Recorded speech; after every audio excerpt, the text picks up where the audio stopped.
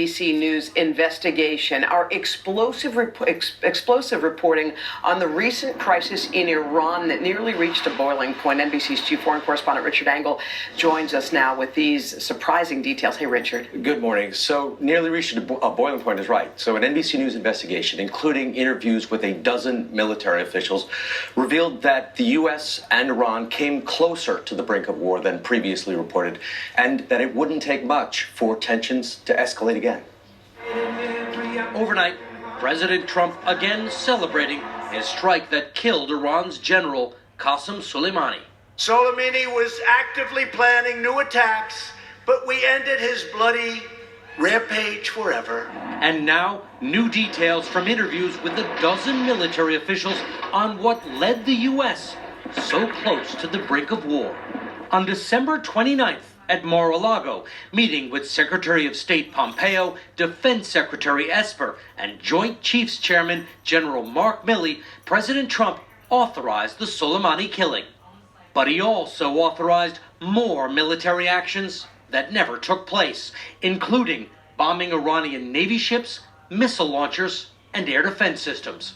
The U.S. military assesses it would take just minutes to cripple Iran's Navy and 2 days to completely destroy it. 3 days after killing Soleimani came the most critical and dangerous moments.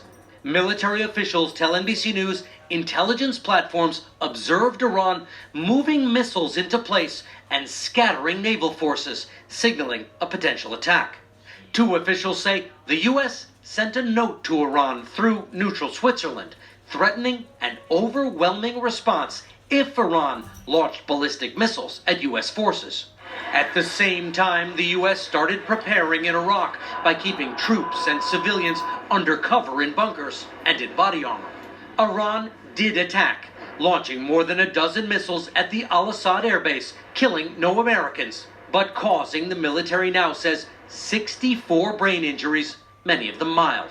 But most U.S. officials we spoke to agree the strike was a huge gamble by Iran.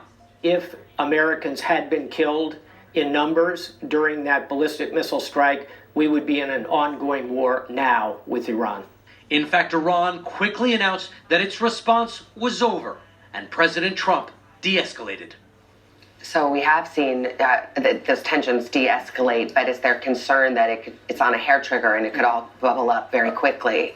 Big concerns. And the word hair trigger is one we've been hearing a lot in our reporting. There are still troops there. There's still concern in the Middle East. There's still concern that Iran could try and carry out some sort of attack, revenge for the killing of its general.